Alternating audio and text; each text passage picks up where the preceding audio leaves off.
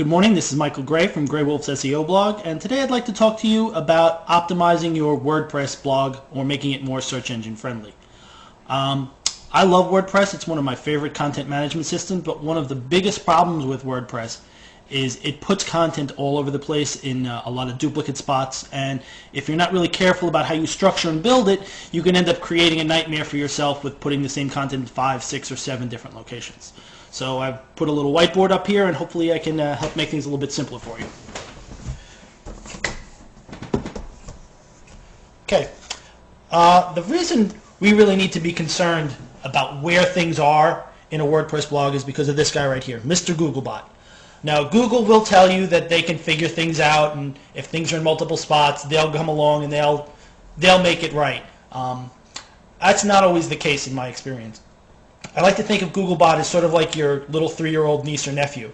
The simpler and the easier you make things for them, the easier time they're going to have. For example, if you tell them you're going to always put away their toys in the toy chest, they're going to always know if they want a toy to go to the toy chest. If you're going to tell them their toys could be in the toy chest, or it could be in the bookshelf, or it could be in mommy or daddy's room, they're not always going to know where to find it, and they're going to have to make a guess. So what you really want to do is you want to structure things in an easy to understand way for Mr. Googlebot here, so that it knows where things are and where things want them to be. You don't want Mr. Googlebot to try and guess where it thinks your content is. So what we're going to have here is we have an imaginary blog called the Movie Blog. And under our movie blog, we have 3 different categories. We have comedy, we have drama, and we have action. Underneath each of our 3 categories, we have the individual movies. One of the first things that you want to do to make sure that you don't get a lot of duplicate content is try and keep things in only one particular category. So even though something may be a comedy and some other type of movie, choose the one single category that makes the most sense for it and try and keep it there. This way Google will only find that particular content in one particular area. What that does is that sort of sets up a siloing or a theming or a pyramid structure, so that Google says, okay, this is a particular area that this section is only about action movies. I got that. That makes sense. It helps Google understand things. The second thing that you want to do is when you're posting, there's a little feature called the More feature. What that does is that tells you where you want the post to break. So everything above the More appears on the home page, and everything after the More only appears on the individual page.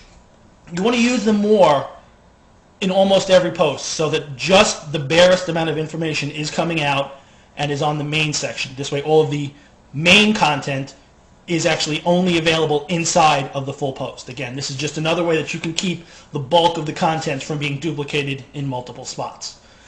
Now, sometimes it may be necessary for you to say, let's say you have multiple authors on this blog, like someone, your author's name is Jane, and you like to highlight Jane's special picks, or you have other authors and they want to highlight their picks, or you want to talk about the top movies of the month in a particular category. That's something that makes sense for the users. But what's going to happen is you're going to create duplicate content with your individual movies being listed over here under action, comedy, and drama, and under each of these individual sections right over here. So what you can do is put them in these sections, and what you use your robot.txt file to block those particular sections from Googlebot over here. We want to keep him from getting confused. So what you've done is you said, okay, this content exists here, it's in a good spot for my users, and they can get to it, but it's not being, the Google comes to it and says, uh-oh, I can't get in, and it goes away.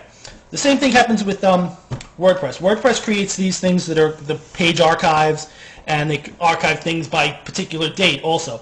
Those are other categories that you want to block from Google so that they can't get in, and they're only accessing it through your main section. This way you're developing a nice little silos, little topics, little themes. That's the only way that Google can actually get in there. I hope this has helped clear you up, and maybe it can help you fix some of your WordPress installs. And if you have any questions, feel free to let me know. Again, this has been Michael Gray from Gray Wolf's SEO blog, located at wolf-howl.com.